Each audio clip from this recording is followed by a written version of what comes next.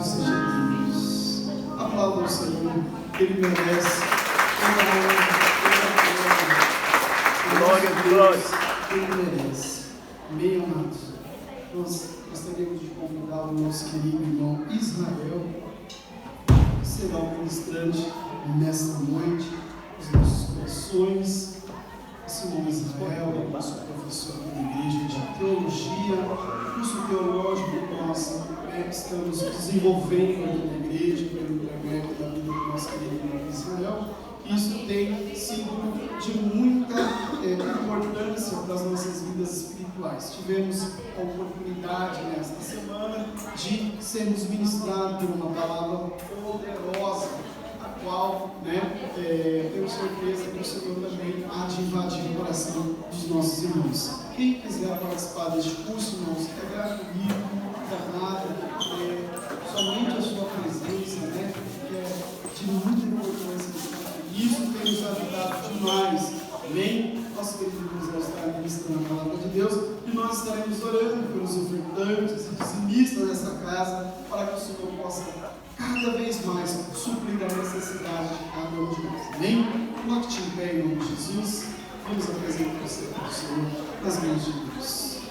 Pai, em nome de Jesus, nós te agradecemos por este período onde nós adoramos o teu nome e certamente a nossa adoração se achegou diante do teu altar como um suave perfume que exalou deste lugar. Pai, que a tua graça, Senhor, cada vez mais continue sendo derramada sobre, Senhor, a vida do nosso querido irmão Israel. Pai, como ministro da tua palavra, eu abençoo o ministério do teu filho, o ministério esse tão lindo que o Senhor emprestou para ele. Ó Deus, usa ele nessa noite para falar aos nossos corações, derrama da tua graça. Deus, nós apresentamos nas tuas mãos e entregamos a vida do teu filho. Também, Senhor, aos nossos queridos e amigos irmãos, Pai, a nossa oferta que está sendo acolhida neste momento, que o Senhor possa abençoar, Senhor, e alcançar a necessidade de cada um dos teus filhos. Derrame da tua graça, da tua virtude. Eu não sei a necessidade de todos, mas o Senhor certamente conhece, e nós te pedimos assim, Senhor,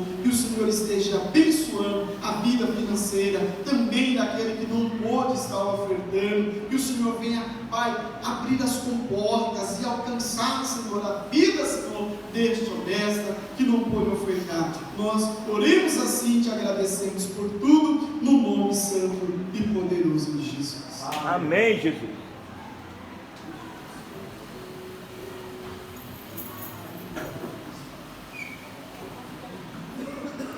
Graças a Deus, igreja. Amém. Vamos ler Lucas capítulo 24, deixa eu sentar. Versículo 1.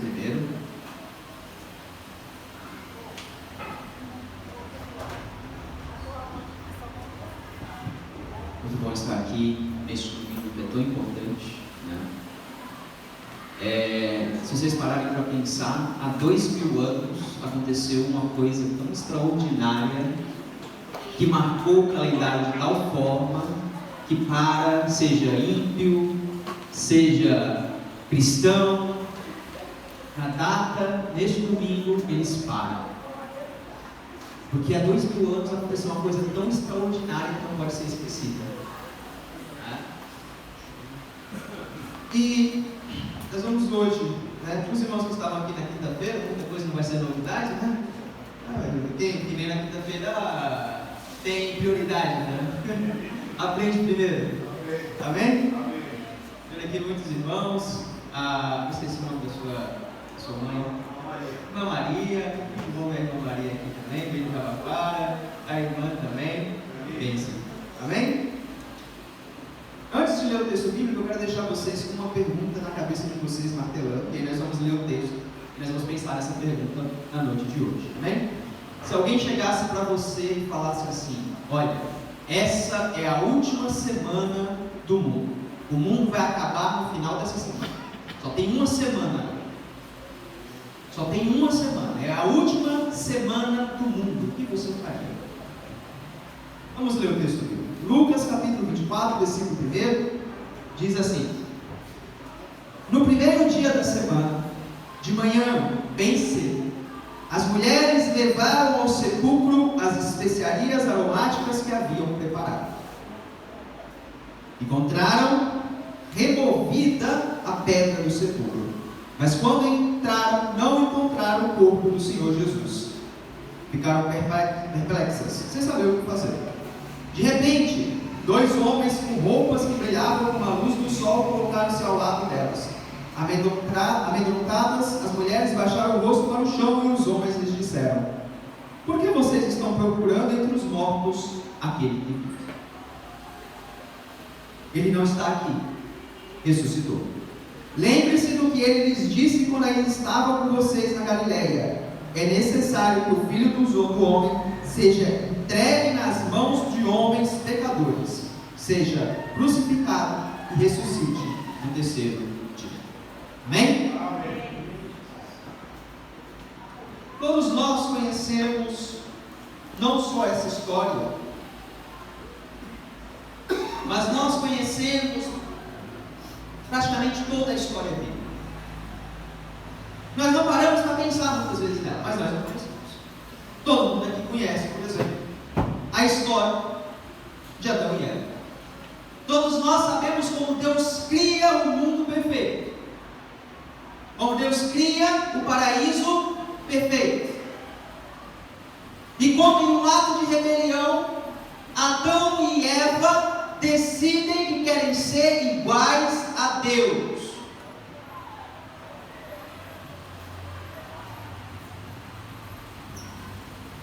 Deus é a sabedoria no meio do universo que mantém tudo no seu lugar. Deus é soberano sobre tudo. Mas Adão e Eva, quando eles veem aquela fruta, eles falam: eu posso conseguir conhecimento e sabedoria sem depender de Deus. Com isso, o mundo é invadido por algo chamado pecado. O mundo se torna escravo do pecado. E você vai ver no texto bíblico o quão falho, por melhor que seja o ser humano, é. Pode ser homem de Deus, pode ser ímpio, ele vai errar. Por quê? Porque ele é escravo. Escravo do pecado. Nós temos, por exemplo, o exemplo de Noé. Noé era homem de Deus? Sim, Noé era homem de Deus. Noé constrói a arca. Noé salva os animais. Noé salva a sua família. Noé vê o poder de Deus. Noé vê tudo que Deus faz. Quando a arca pousa no Monte Ararat, Noé desce da arca e o que ele vai fazer? Ele planta uma vinha e enche a cara. Mas ele é homem de Deus.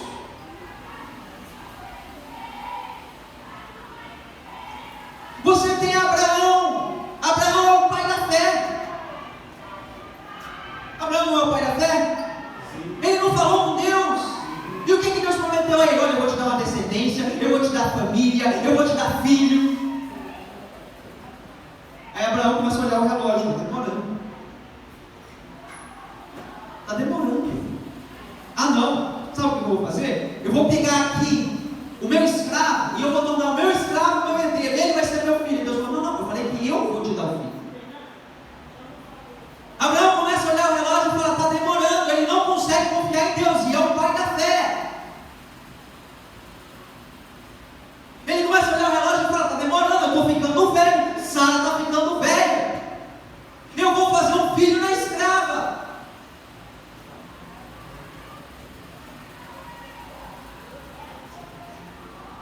E Deus fala: Abraão, não, eu falei que eu vou te dar um filho. Nós já vimos aqui o caso de Jacó. Deus falava com Jacó, Deus abençoou Jacó, mas Jacó tinha um ídolo no seu coração, porque ele amava Raquel mais do que tudo. Ele amava Raquel mais do que tudo. Ele destruiu a família dele porque ele amava Raquel mais do que tudo.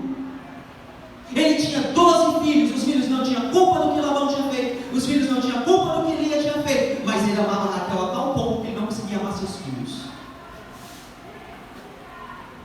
Quando Deus tira Raquel da vida de Jacó, o que ele faz? Ele começa a amar José.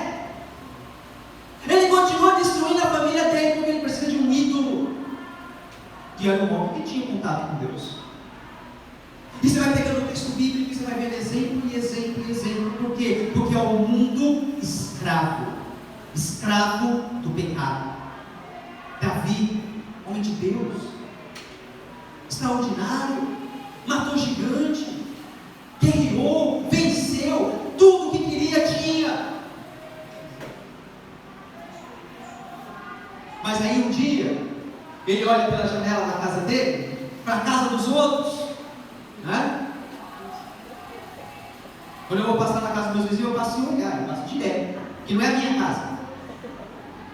Não é a minha casa.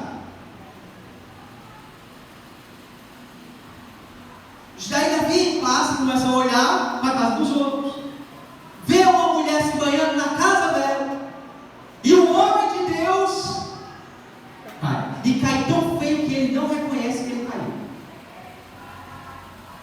Vocês Salomão, sábio.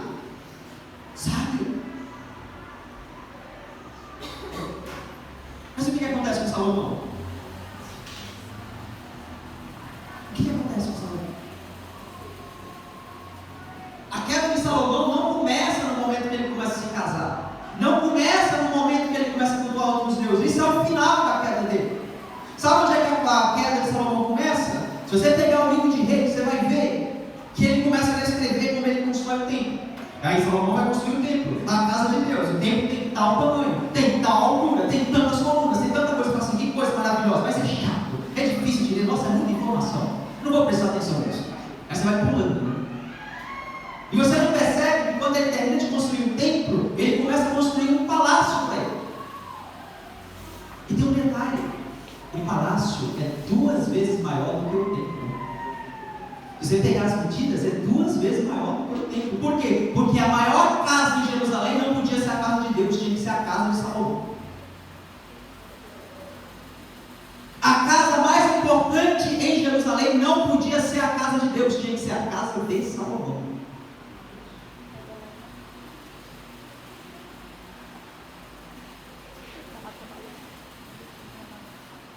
Todos esses homens, eles têm uma coisa em comum: seja homem justo, seja pecador, seja homem de Deus, seja incrédulo. Eclesiastes fala: qual é o destino de todo homem? Qual é o destino de todo homem? A morte. Eclesiastes fala isso, não? Não adianta, todos irão morrer. Todos irão morrer. Então é um mundo dominado pelo pecado, um mundo escravo do pecado, e um mundo em que todos irão morrer. Eu sei que vocês estão perguntando, sabe por que toda essa introdução você leu um texto sobre a ressurreição de Jesus no dia domingo de Páscoa? E envolve a pergunta que eu fiz. Se alguém chegasse para você e falasse: este mundo está acabando, ele só tem 1 semana, como você reagiria?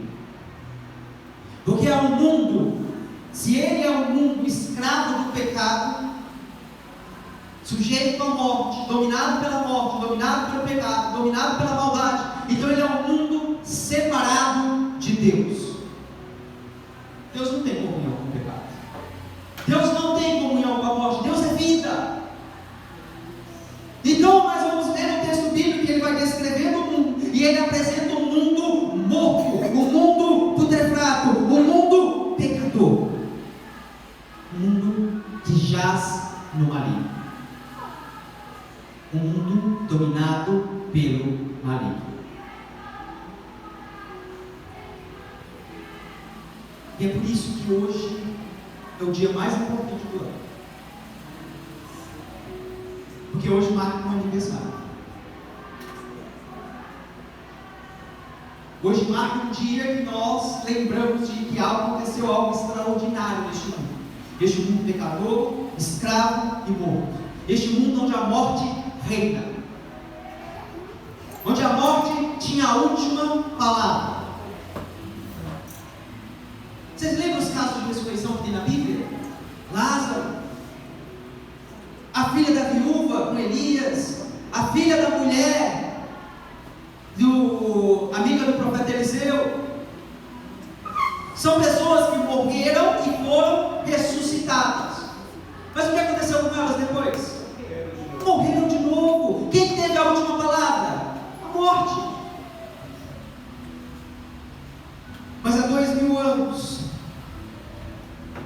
homem.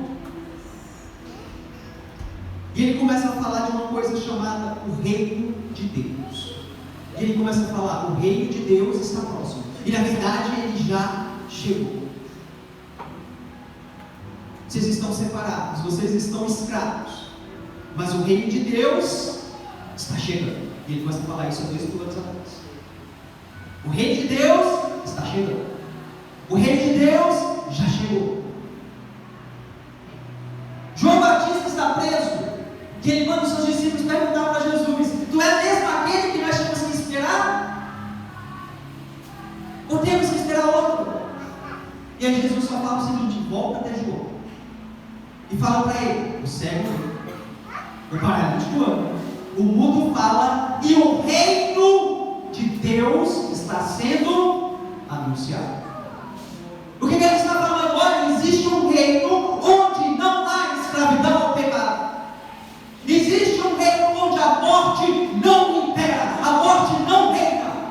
E quais são os sinais de que esse reino está chegando? Olha os efeitos da morte: cegueira, eu curo; paralisia, eu faço nada. Por quê? Porque ele é o doador da vida. Então a morte não tem efeito no reino de Deus. Aleluia.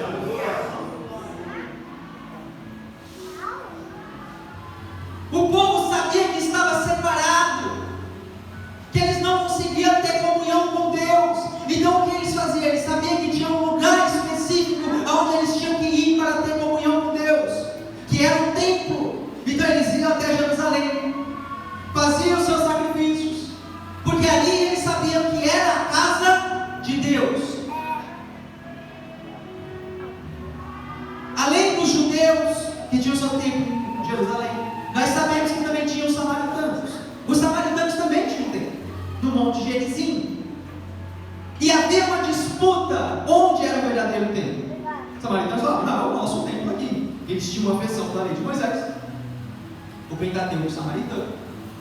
E em Jerusalém tinha o templo, né, o segundo templo, que foi construído pelos judeus quando eles voltaram do exílio e que Herodes estava reformando. E eles ficavam nesse debate aonde estava a verdadeira presença de Deus.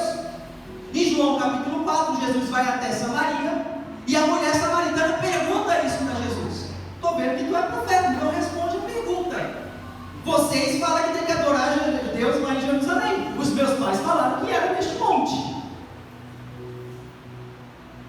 Qual é a resposta de Jesus? Verdade vos digo que nem aqui, nem em Jerusalém, porque está chegando a hora, e já chegou, que todo aquele que busca Deus o adorará em espírito. O que Jesus está falando? Olha só que choque. Este mundo que você conhece está acabando. Este mundo que você conhece está acabando.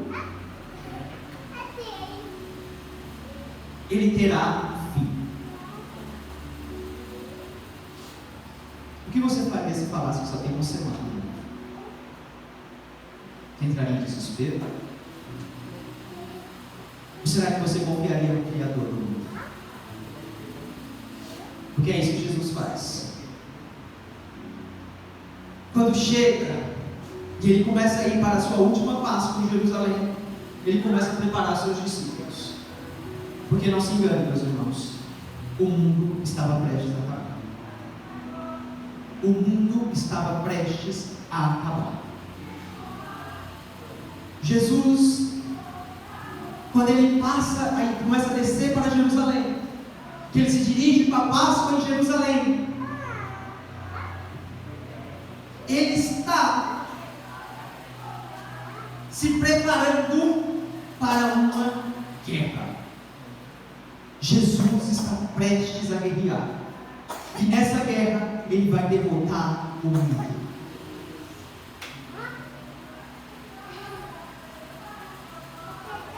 E ele começa a descer para Jerusalém, levando os seus discípulos, fazendo sinais e maravilhas. E ele chega em Jerusalém, e ele pede para trazer um burrinho, para ele entrar na cidade. Os imperadores, governadores romanos entravam com todo o poderio romano pela porta oeste de Jerusalém. Entravam com seus soldados, com suas centúrias, com suas legiões, para dominar, para mostrar o poder de Roma. Eis que Jesus vem pela porta oposta, montado em um burrinho. Ele vem para cumprir a profecia em Isaías capítulo 35.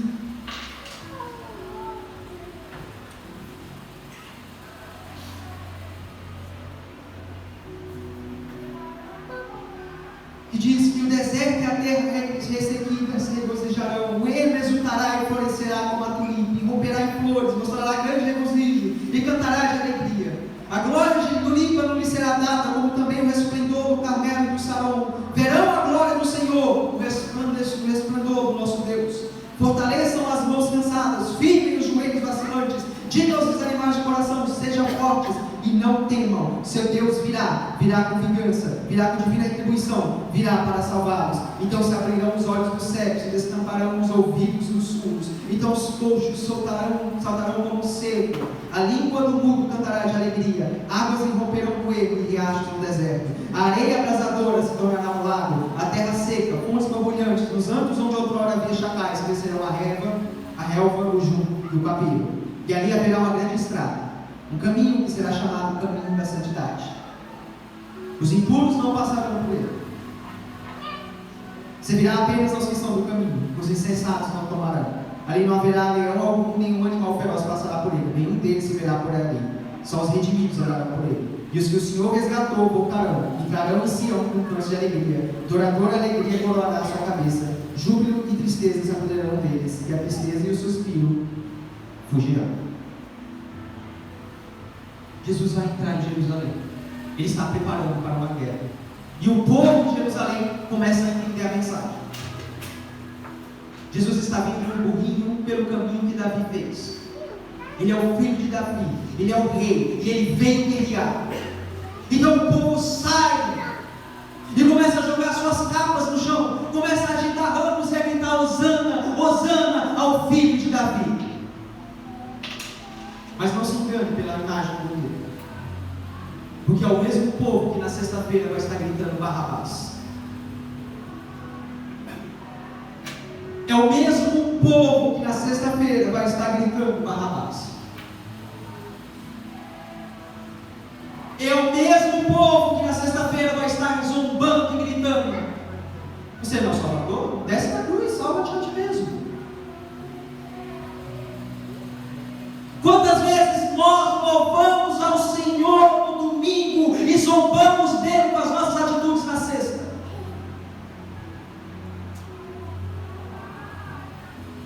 Quantas vezes nós louvamos o Senhor aqui no domingo e zombamos do Senhor e gritamos Barrabás na segunda?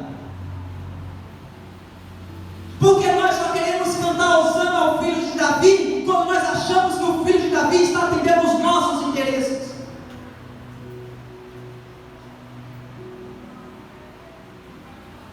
Quando o povo achou que Jesus ia entrar na cidade e matar todos os romanos, eles gritavam Hosana ao filho de Davi. Mas no momento que eles perceberam que Jesus não ia fazer isso, eles começaram a gritar Barrabás.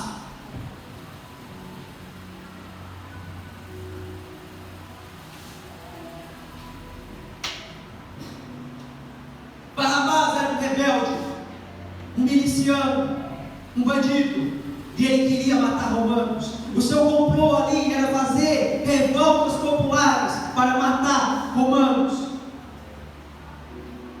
Quando Jesus entra no domingo, eles acham que Jesus vai fazer isso, então eles cantam Hosana ao filho de Davi. Quando eles veem que Jesus não vai fazer isso, o que é que eles fazem? Barrabás, Barrabás, Barrabás.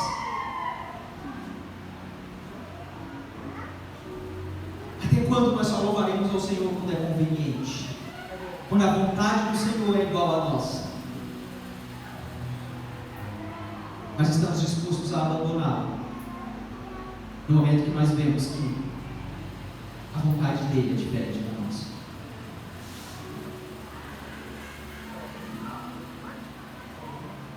E é por isso que Lucas acrescenta uma informação muito interessante quando ele conta dessa história. No capítulo 19, versículo 41, ele fala que quando Jesus se aproximou e viu a cidade, Jesus chorou sobre ela e disse: se você compreendesse nesse dia, sim, você também, o que traz a paz. Mas agora isso está oculto aos seus olhos. Virão dias que seus inimigos construirão trincheiras contra vocês, a rodearão e a cercarão de todos os lados. Também a lançarão por terra você e os seus filhos. Não deixará pedra sobre pedra, porque você não reconheceu a oportunidade que Deus lhe deu. Jesus entra na cidade, e os reis tinham um costume. Quando o rei estava se preparando para fazer uma entrada triunfal, ele terminava a sua entrada no templo. No templo. Ele ia até o templo e lá ele terminava a sua entrada, fazendo seus rituais religiosos. Jesus vai no seu burrinho, e Marcos acrescenta uma informação crucial. Jesus chega diante do templo, e Marcos fala, e Jesus olha para o templo, e vendo que já é tarde, ele se vira, vai embora, sai de Jerusalém, anda vários quilômetros e vai passar a noite em Betânia. Ele não está falando de horário. Era tarde para Jerusalém.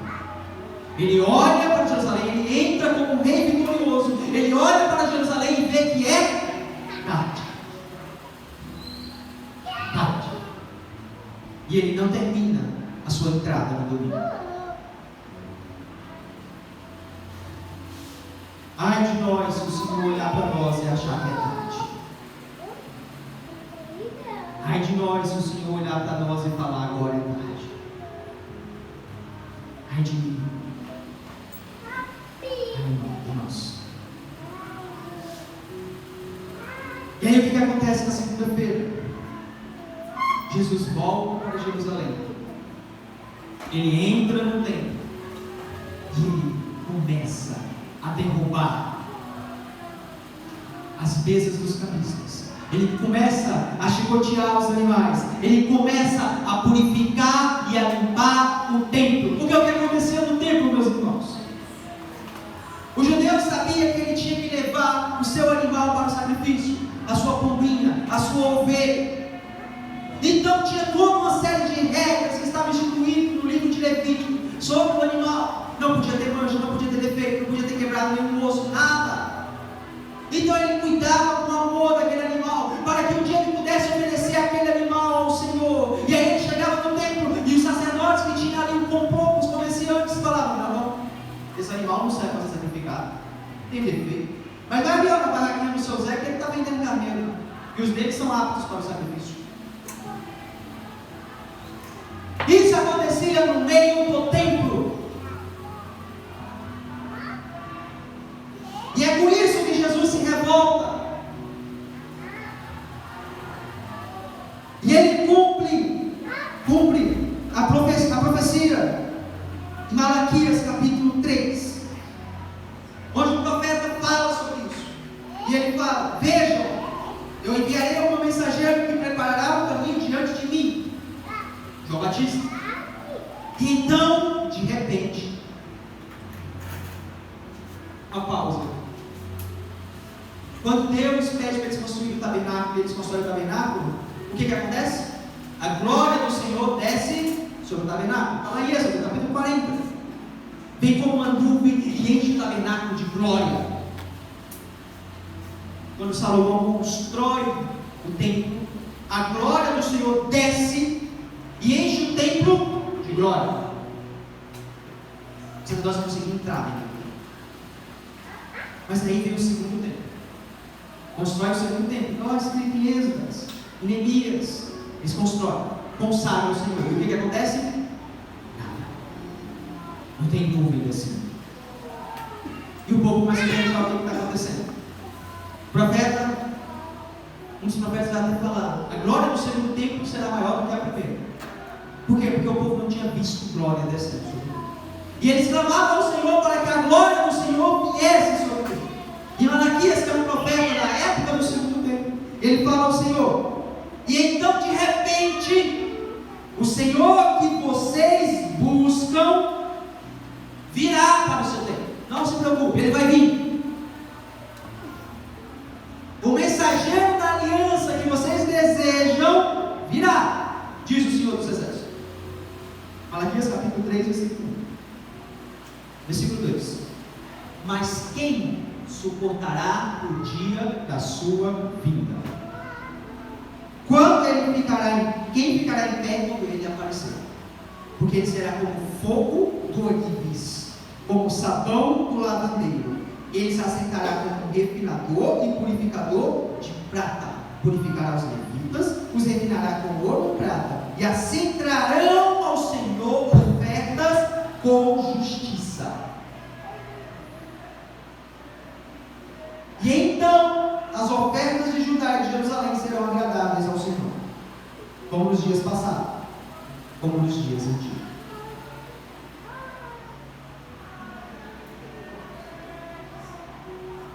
Todos nós viemos aqui domingo, todo domingo, e nós clamamos pela presença de Deus. Nós clamamos pela presença de Deus. Nós queremos sentir a glória de Deus. Nós queremos ser cheios do Espírito Santo. Somos uma igreja pentecostal e buscamos os dons do Espírito Santo. Mas aí Malaquias pergunta: quem suportará o momento do Senhor chegar? Porque ele é como fogo purificador. Ele é como íris refinando o metal. Jerusalém não estava pronta para a presença de Deus naquele tempo, porque Deus não podia estar naquele templo e aqueles comerciantes também.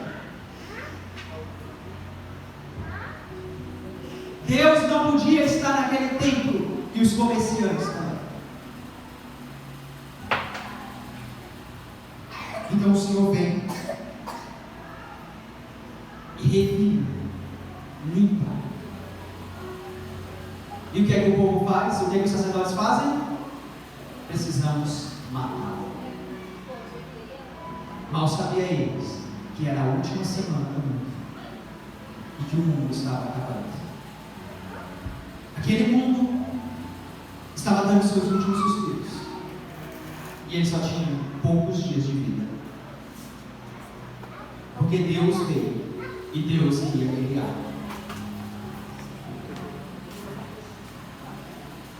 Era a última semana com Jesus precisava preparar seus amigos para isso. Então ele começa uma série de profecias que nós conhecemos lá em Mateus capítulo 24, capítulo 25, Lucas capítulo 23, Marcos capítulo 13, onde ele fala sobre o final dos tempos.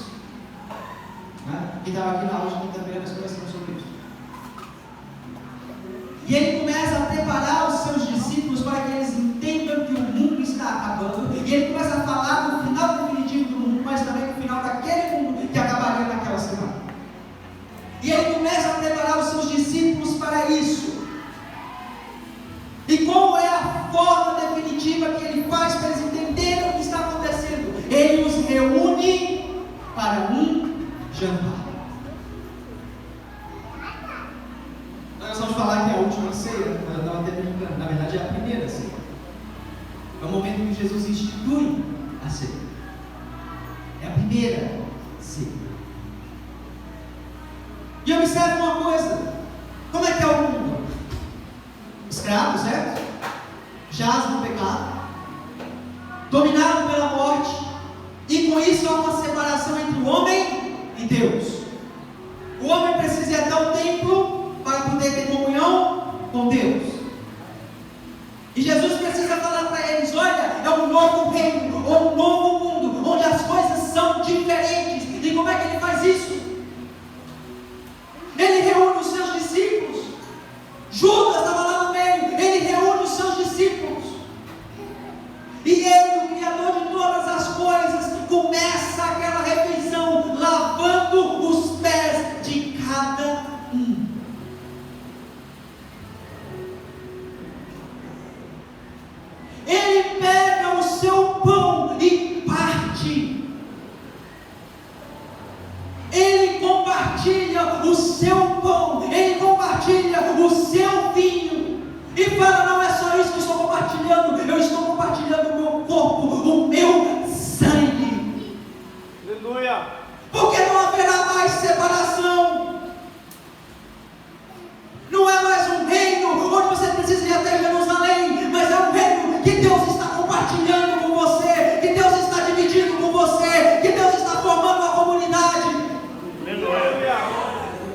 Glória de glória.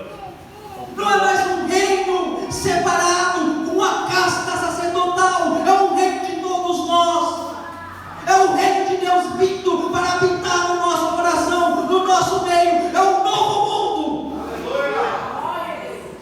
Não é mais um mundo velho, é um mundo onde Deus lava os pés do discípulo, onde Deus parte o pão, onde Deus divide o vinho.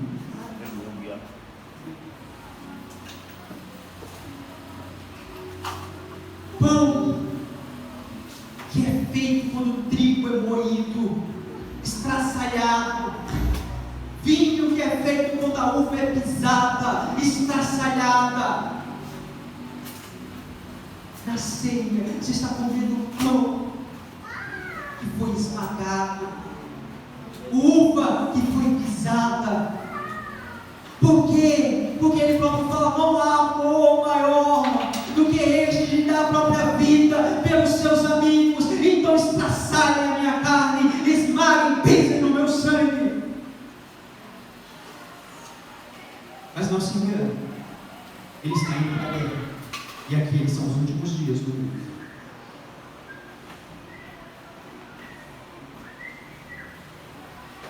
Por quê? O que é vencer? Nós achamos que vencer é não sofrer, mas a verdadeira vitória é resistir. Quando você resiste a algo, então você vence este algo. Jesus vem, Satanás o tenta no deserto e ele resiste. Pecado.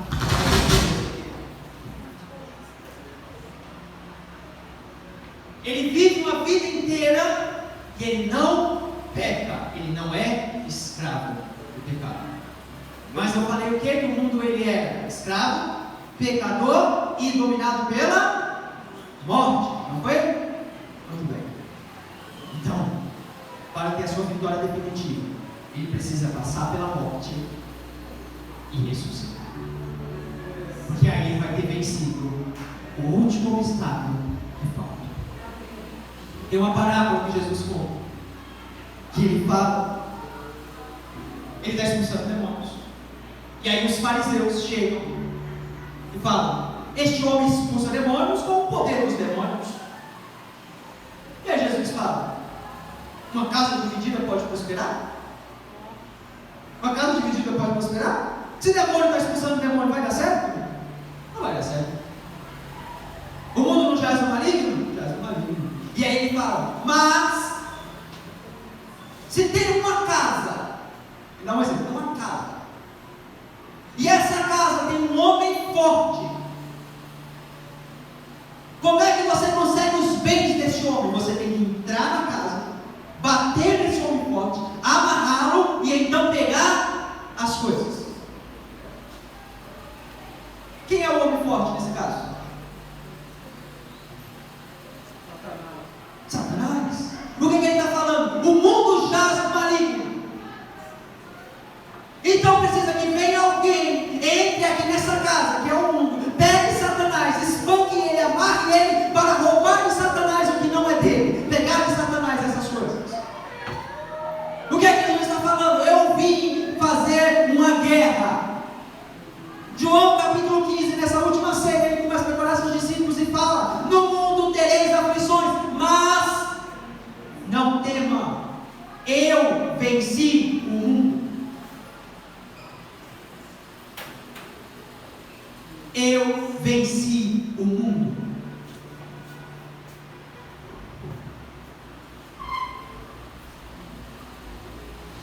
Jesus é levado até aquela traíra. É julgado um julgamento injusto. É espancado. E é crucificado.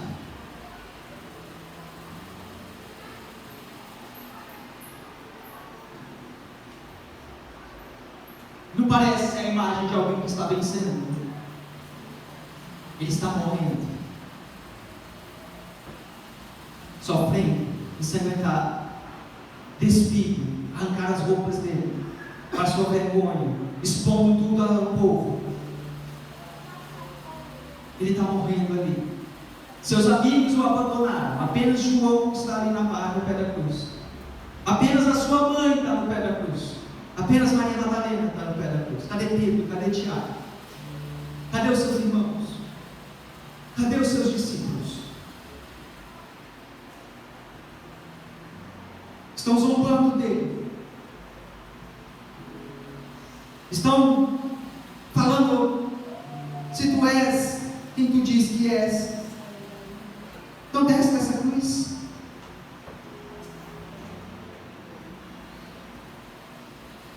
Todo judeu sabia que existia um dia, que era o dia definitivo da vitória do Senhor, e esse era chamado no Antigo Testamento de o dia do Senhor. Vocês já leram, vocês já viram vários textos que falam do dia do Senhor, né? Amós, capítulo 5, versículo 18, dá a seguinte pista de como será o dia do Senhor. Ai de vocês que anseiam pelo dia do Senhor. O que pensam vocês do dia do Senhor? Será dias de trevas, não de luz. Zacarias capítulo 14 fala o seguinte sobre o dia do Senhor: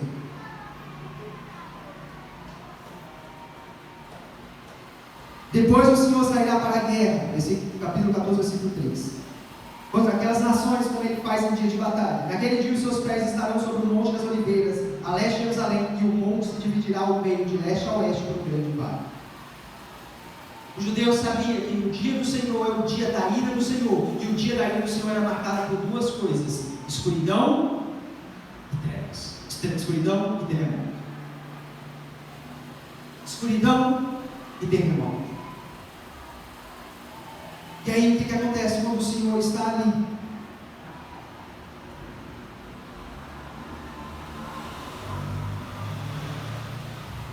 Capítulo 23 de Lucas, versículo 44. Já era quase meio-dia, e as trevas cobriram toda a terra até as 3 horas da tarde. O sol deixara de brilhar, e o véu do santuário rasgou-se ao meio. O dia da ira do Senhor. O Senhor estava derramando a sua ira sobre alguém. Naquele dia, a ira do Senhor, o cálice da ira do Senhor estava caindo sobre alguém. Alguém que não tinha pecado, como Isaías tinha falado. Alguém que não encontrara erro, mas a ira do Senhor estava caindo sobre ele, para que ele pudesse vencer, para que ela não caísse sobre nós.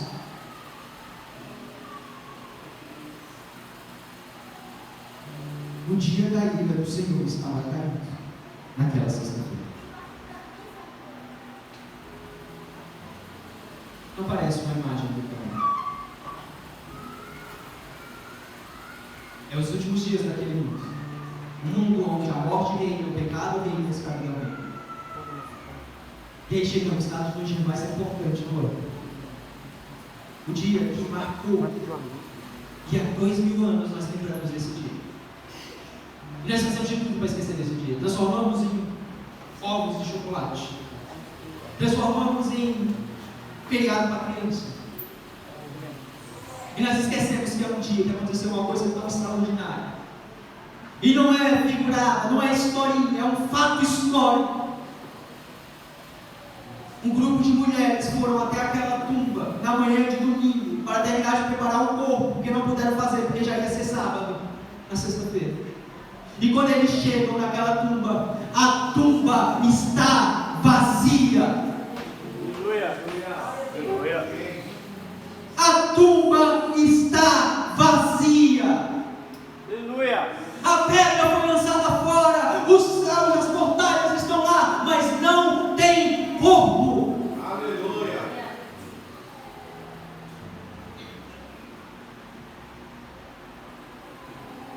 O mundo tinha acabado.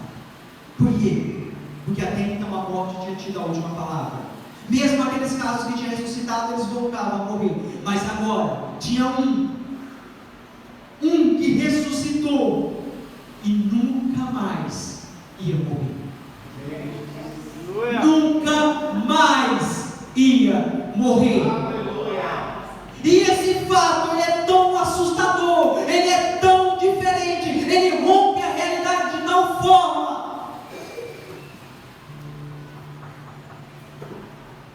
que o homem que perseguia os cristãos, quando ele vê Jesus vivo, ele se rende e ele exclama: onde está a morte, o teu aguilhão?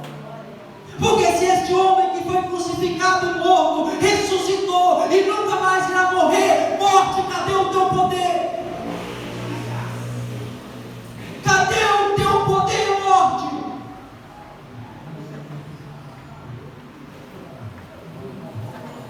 Cadê o teu poder? Aleluia.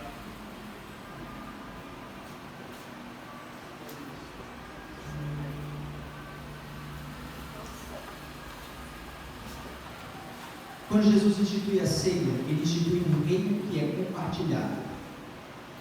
Ele está compartilhando o reino de Deus conosco. 1 Coríntios, capítulo 15.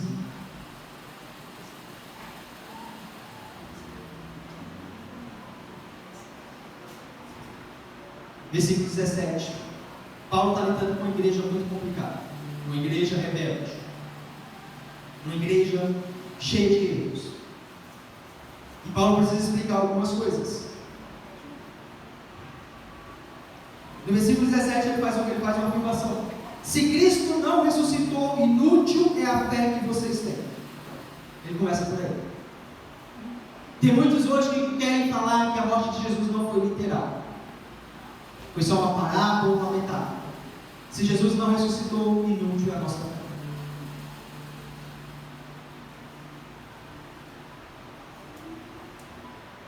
Mas ele fala: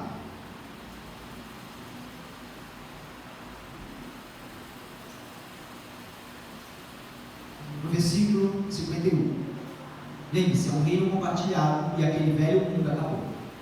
Eis que eu lhe digo um mistério: nem todos dormiremos, mas todos seremos transformados. No momento, no abrir e fechar de olhos, ao som da última trombeta, pois a trombeta soará, os mortos ressuscitarão incorruptíveis, e nós seremos transformados. Pois é necessário que aquilo que é corruptível se revista de incorruptibilidade, e aquilo que é mortal se revista de imortalidade.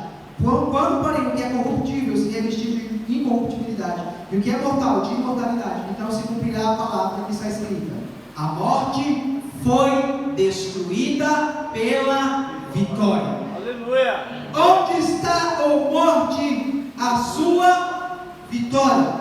Onde está, ó morte, o seu aguilhão?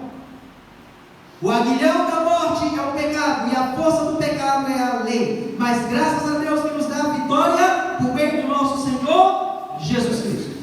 Aleluia. Vitória neste versículo não está falando da bênção que Deus te dá. A vitória não está falando da cura que Deus te dá. A vitória neste texto não está falando da casa, do carro, da bênção, do negócio. Ele está falando da vitória sobre a morte. É um reino compartilhado. Aleluia. Glória a Deus. É a vitória sobre a morte. Glória a Deus. Meus irmãos, nós temos o costume, e não está de todo errado, nós achamos que a promessa é ir para o céu. A promessa é ir para o céu. Você viu o Senhor e eu vou para o céu. Nós vamos para o céu. Mas o céu é temporário. A promessa é ressurreição. A promessa é ressuscitar. É compartilhar com Cristo a vitória que Ele está nos dando. A morte não tem mais poder. Aleluia. Não tem por que temer a morte. Não tem por que ter medo da morte. Ela já foi derrotada, destroçada, destruída. Aleluia. E Ele prometeu que iria nos fazer novas criaturas, em primeiro lugar. Depois Ele nos promete, no capítulo 15 de 1 Coríntios, um novo corpo. Certo? Um corpo corruptível vai se tornar um corpo incorruptível. Em Apocalipse capítulo 21 Ele promete um novo mundo. Por quê? Porque Cristo conquistou a vitória e está compartilhando conosco. Este é o Evangelho. Aleluia.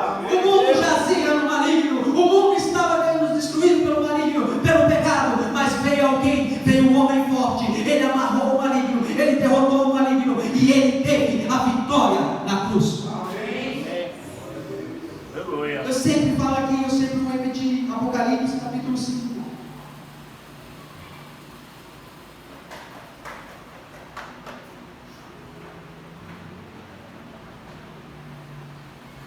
João está tendo as visões maravilhosas do céu do que vai acontecer. E nós temos uma tendência de ter medo de Apocalipse. Nossa, fim de mundo, destruição. Quando na verdade Apocalipse é esperança.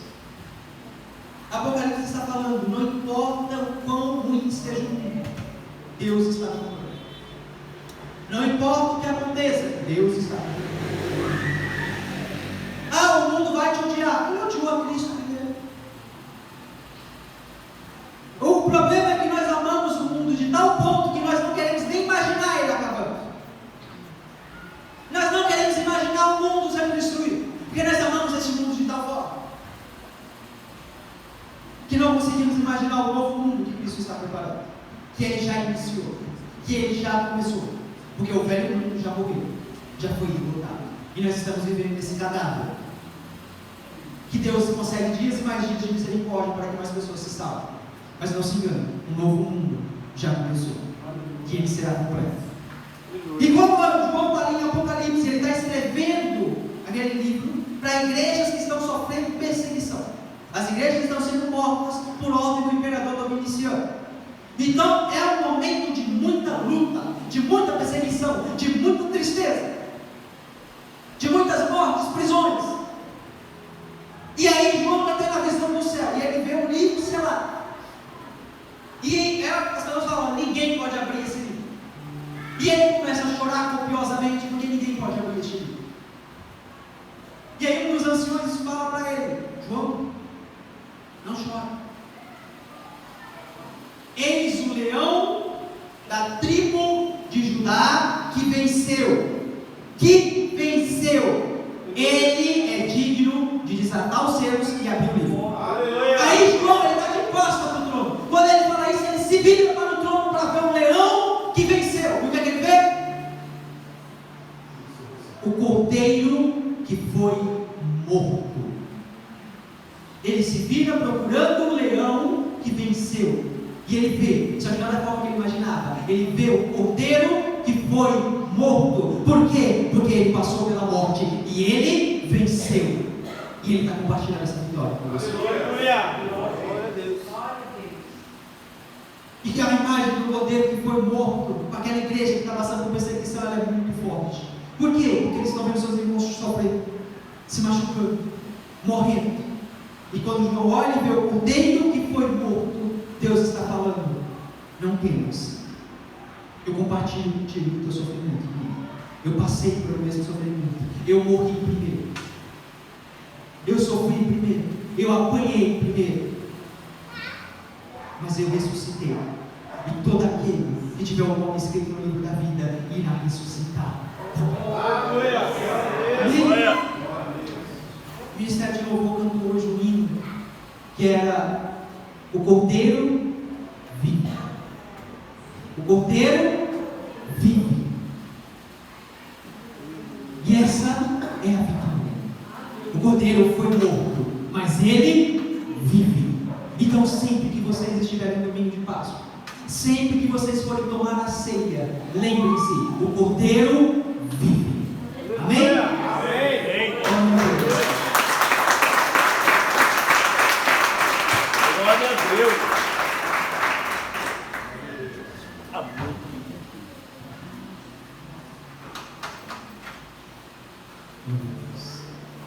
Amém, amados? Amém. Cordeiro vive. Cordeiro vive. Jesus não está morto.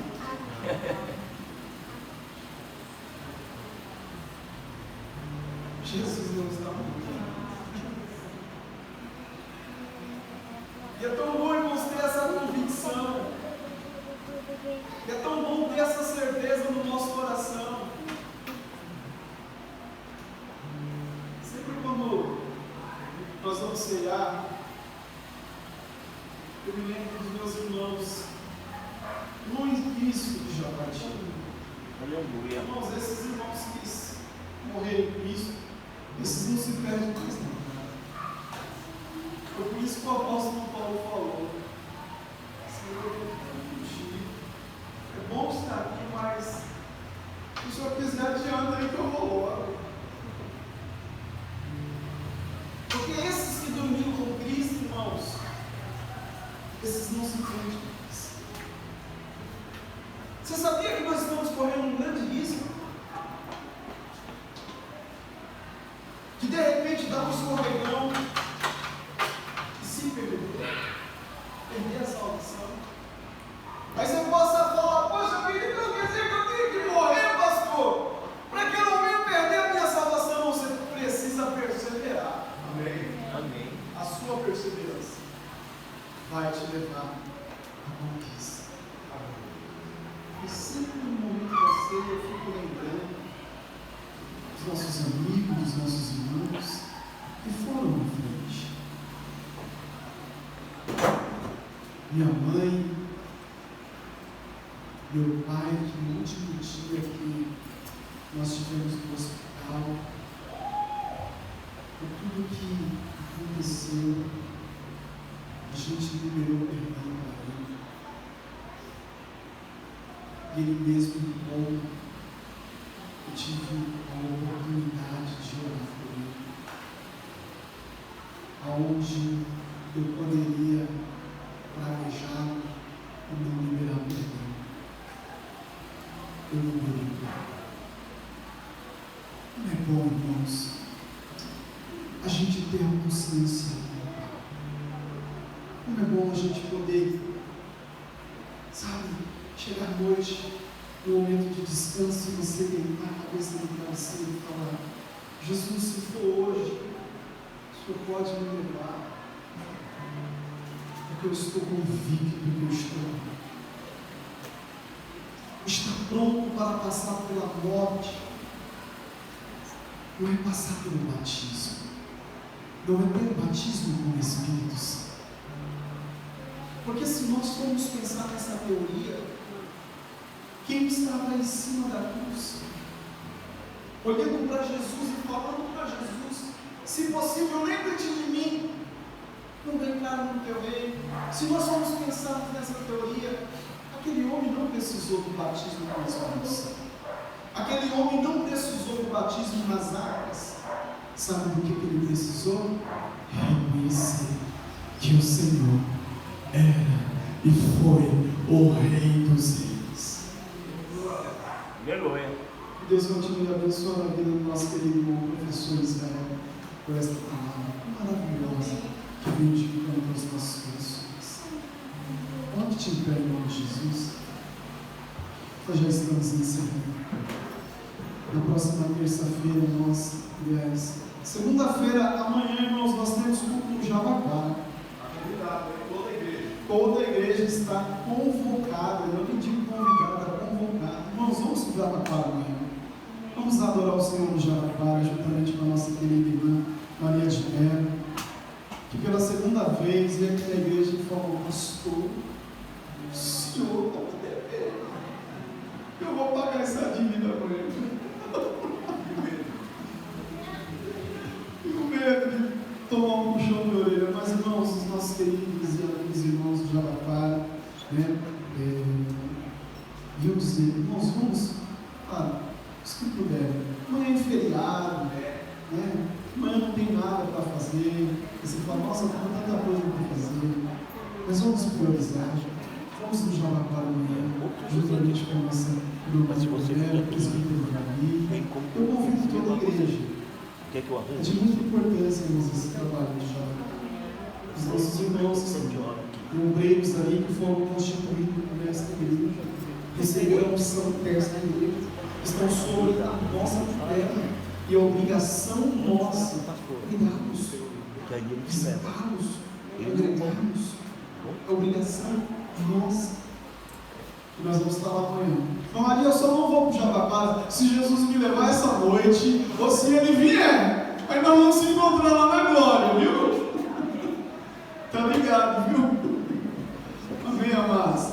Amados, no próximo sábado, eu vou até estender esse convite também para as irmãs do Jabaquara. No próximo sábado, nós vamos receber no presbitério de São Paulo a pastora Eliette.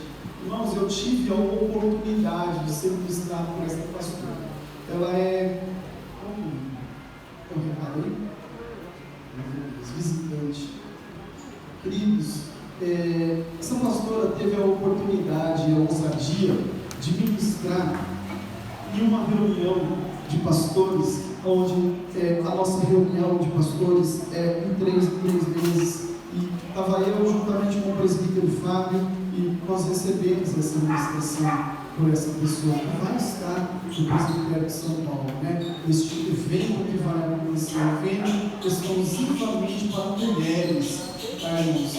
E é de muita importância, irmãos, participar deste evento. Olha, nessa reunião que ela estava ministrando para nós, foi na igreja do Apóstolo José Roberto, irmãos, todos os pastores que ali estavam sentiu a graça, sentiu a presença de Deus. Ali a gente viu o homem babando, ali a gente viu o homem chorando, ali o Senhor, sabe, usou aquela mulher tão tremendamente, irmãos, para falar aos nossos corações. E ela foi vindo do Paraná, ela era do Paraná, é da primeira igreja do Paraná, e vai estar aqui juntamente conosco no próximo sábado. Tem uma inscriçãozinha que precisa fazer, eu até postei lá no grupo da igreja, e vale muito a pena sentar para ouvir a ministração dessa pastora Eliette.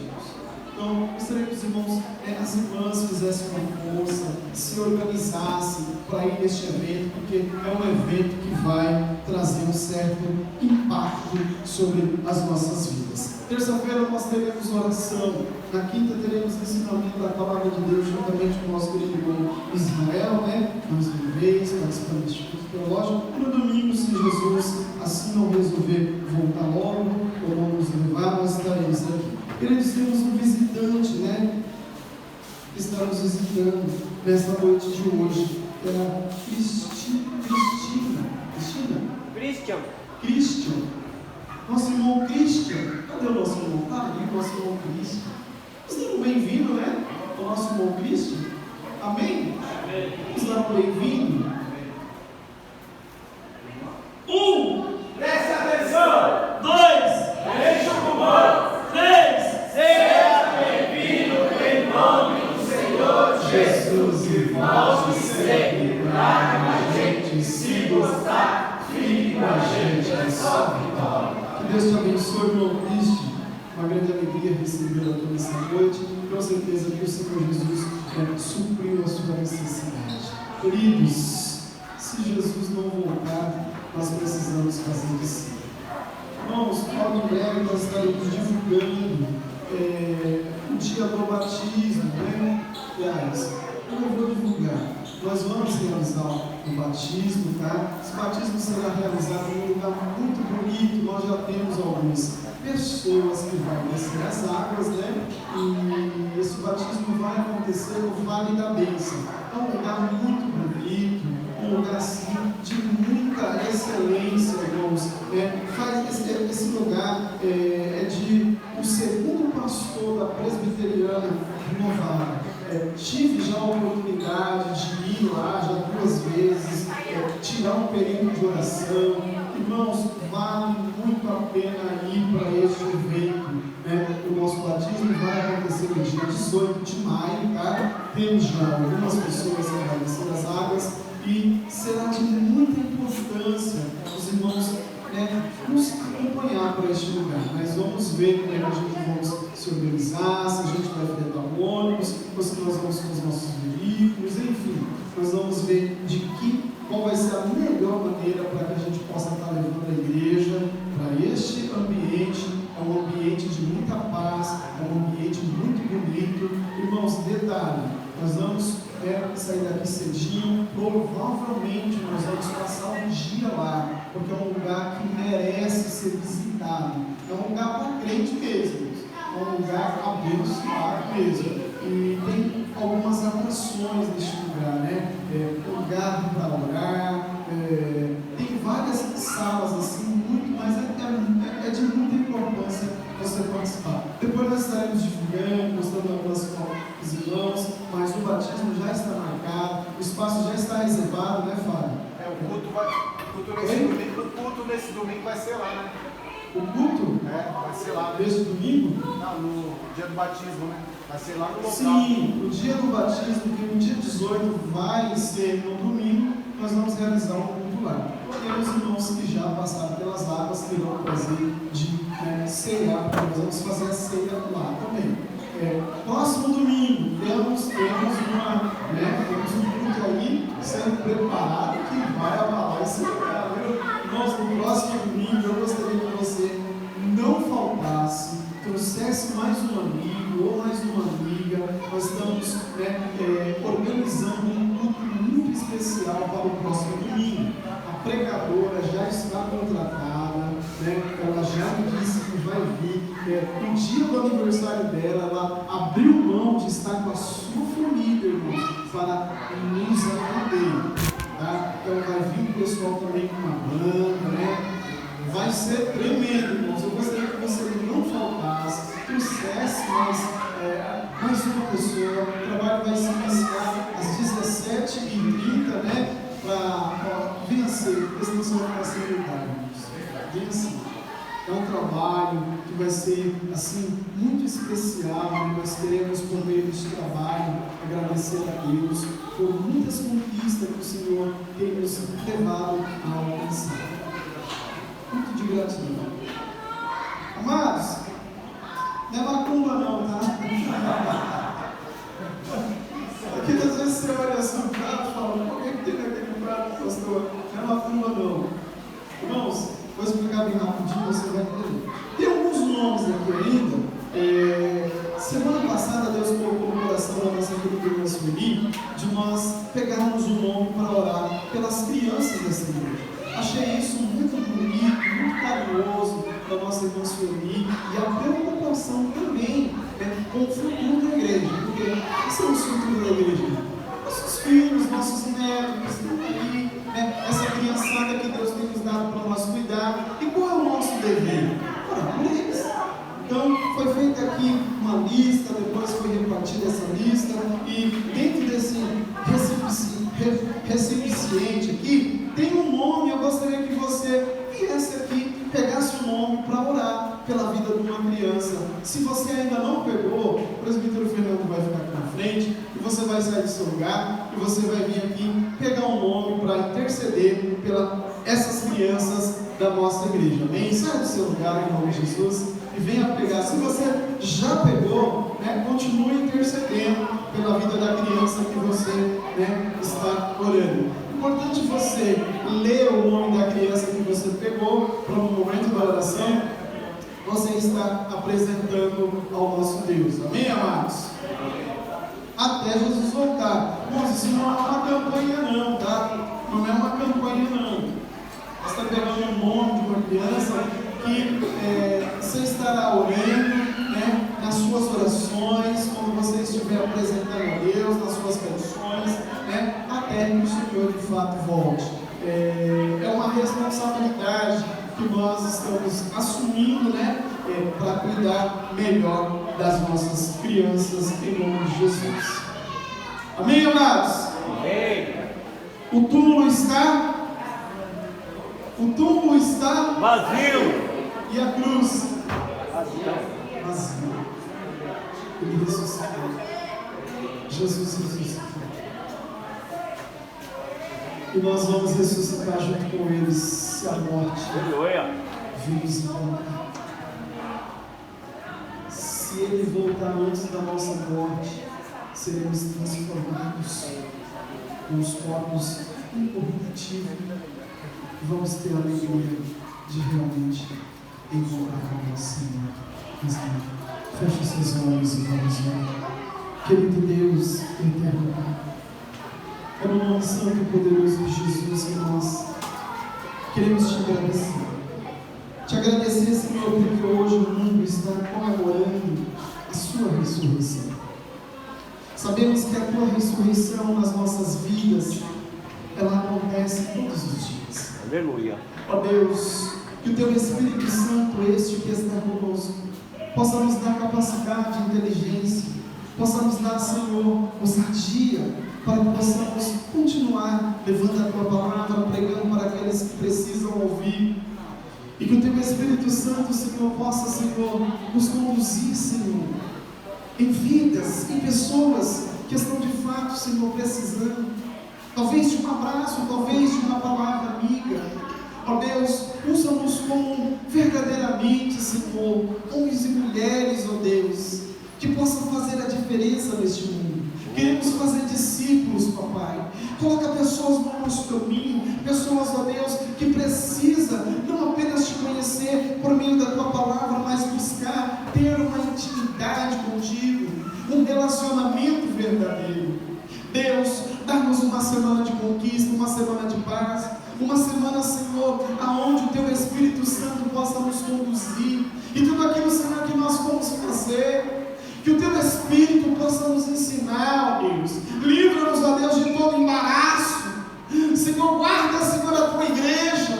Livra, Senhor, a Tua igreja de todo laço, Senhor, demoníaco, de toda armadilha, Senhor, do adversário, que caia por terra e que o Teu nome seja exaltado e glorificado. Como ministro da Tua palavra, Senhor, nós abençoamos o Teu povo, nós abençoamos a Tua igreja, nós abençoamos a Tua casa, nós abençoamos, ó Deus, ó Pai, aqueles que verdadeiramente tomaram, Senhor, as suas decisões, também a esse que ainda não tomou, que o Senhor possa, Senhor, fazer uma grande obra no coração, na alma. Deus, permita que possamos tornar aos nossos lares debaixo das Tuas mãos. É no nome de Jesus que nós finalizamos este culto e Te agradecemos por tudo que o Senhor realizou nessa noite, pelo intermédio das nossas vidas. Obrigado pelos louvores, obrigado pela Tua palavra, que veio de encontro, Senhor, à nossa necessidade. Assim nós oramos e finalizamos este culto em Teu nome, Jesus. Amém. Em nome de Jesus.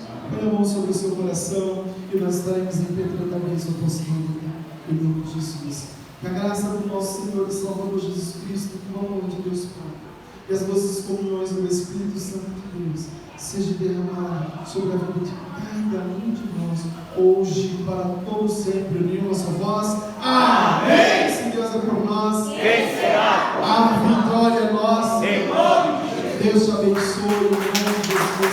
Assim está finalizado este culto. E domingo nós estamos esperando você e nós, em nome de Jesus.